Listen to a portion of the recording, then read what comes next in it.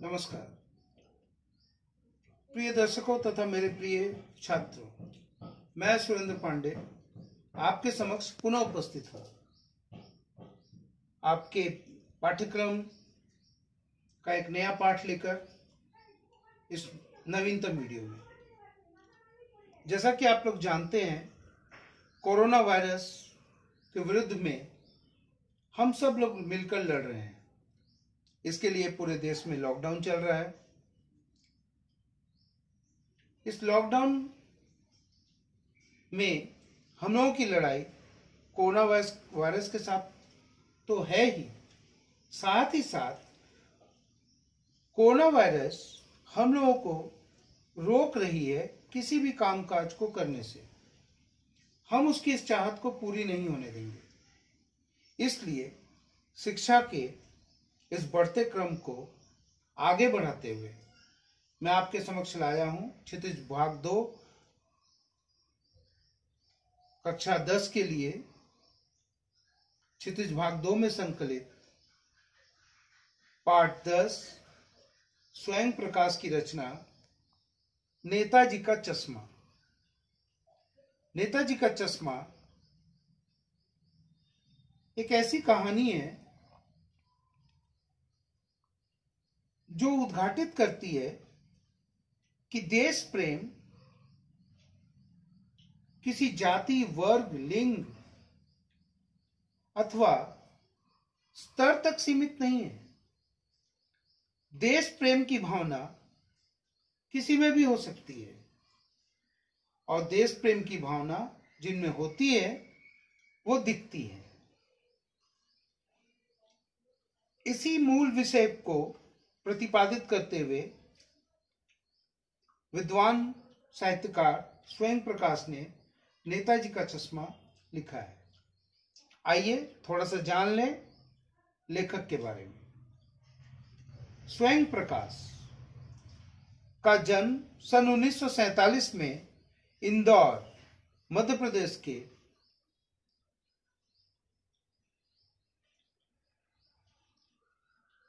एक सामान्य परिवार में हुआ।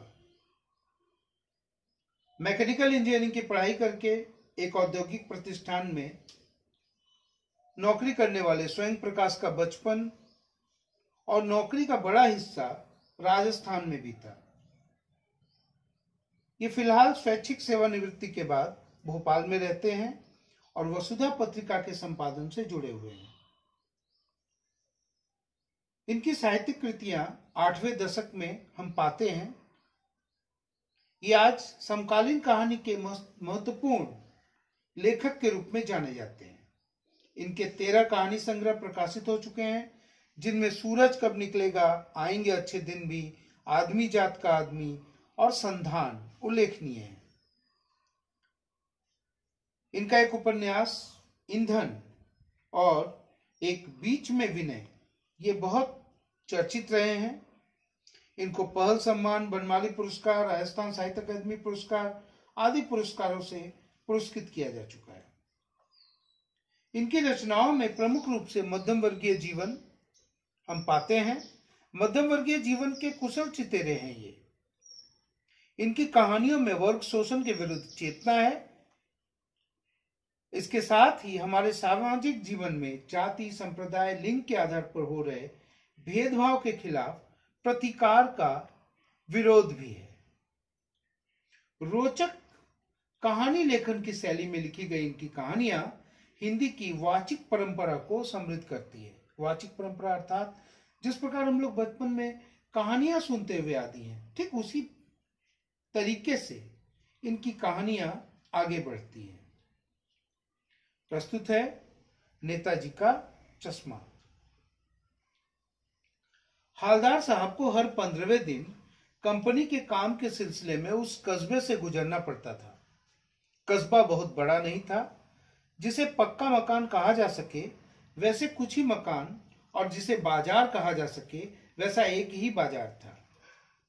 हालदार साहब ये अपने किसी कंपनी में काम करते थे और महीने में 2 दिन, हर 15वें दिन अपने कंपनी के काम के सिलसिले में उस कस्बे से गुजरते थे जिस कस्बे को लेकर ये कहानी गठित की गई है। ये जो कस्बा था, कस्बा के बारे में लेखक कहते हैं ये बहुत बड़ा नहीं था, छोटा सा कस्बा था और इसमें कुछ ही पक्के मकान थे। पक्के मकान अथवा अर्थात ईंट पत्थरों से बने हुए मकान। आप समझ ही सकते हैं वहां की आर्थिक स्थिति बहुत अच्छी नहीं थी वहां के लोगों की, क्योंकि कच्चे मकानों की अधिकता थी, पक्के मकान बहुत कम थे। और जिसे बाजार कहा जा सके वैसा एक ही बाजार था, बस एक बाजार था, बहुत छोटी सी जगह, छोटे से कस्बा। कस्बे में एक लड़कों का स्कूल था, एक लड़कियों का स्कूल, एक सीमेंट का छोटा सा कारखाना और 2 ओपन एयर सिनेमा घर और एक ठो नगर पालिका भी थी। लेखक इसका विवरण देते हुए कहते हैं कि उस कस्बे में एक लड़कों का स्कूल था, एक लड़कियों का स्कूल था, एक सीमेंट का छोटा सा कारखाना था और 2 सिनेमा घर भी थे। जब लोग हैं तो मनोरंजन के साधन भी होंगे। 2 ओपन एयर सिनेमा घर, ये आज के सिनेमा घरों की तरह नहीं। ओपन एयर सिनेमा घर मतलब जिसमें बस छत नहीं होती है, चारों तरफ त्रिपाल या किसी तरह से दीवारें होती हैं और बीच में एक प्रोजेक्टर में एक पर्दा लगा दिया जाता है, इस पर पिक्चर चलती है, सिनेमा देखते हैं। तो ऐसा ही सिनेमा घर, 2 ओपन एयर सिनेमा घर थे और एक ठो नगर पालिका थी। एक ठो नगर पालिका, ये ठो शब्द जो है ये आम बोलचाल का शब्द है, ये शुद्ध हिंदी नहीं है। इसको लेखक ने उपयोग किया है उस कस्बे के लोगों की भाषा को दर्शाने के लिए। तो नगर पालिका थी तो कुछ ना कुछ करती भी रहती थी। कभी कोई सड़क पक्की करवा दी, कभी कोई पेशाब घर बनवा दिए, कभी कबूतरों की छतरी बनवा दी, तो कभी सम्मेलन करवा दिया।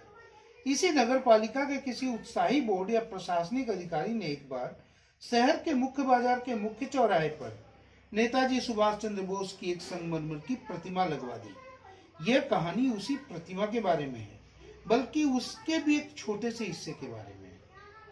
समझते हैं यहाँ तक का?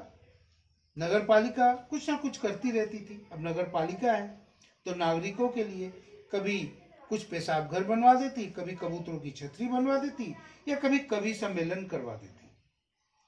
इसी नगर पालिका के एक उत्साही बोर्ड या किसी प्रशासनिक अधिकारी को शायद सूझा होगा, शायद देशभक्ति की भावना उनमें भी रही होगी कि उनको लगा कि नगर पालिका की तरफ से संगमरमर की एक प्रतिमा बनानी चाहिए हमारे देश के स्वतंत्रता सेनानी, वीर स्वतंत्रता सेनानी सुभाष चंद्र बोस की। तो ये जो कहानी है वो सुभाष चंद्र बोस के उसी प्रतिमा के बारे में ही है। सुभाष चंद्र बोस के प्रतिमा के एक छोटे हिस्से के बारे में, अर्थात प्रतिमा का ही एक हिस्सा होता है आंखें, और आंखों पर चश्मा लगता है। तो जैसा कि हम जानते हैं नेताजी का चश्मा, नेताजी सुभाष चंद्र बोस और उनके चश्मे के बारे में, उस प्रतिमा के चश्मे के बारे में ये कहानी है।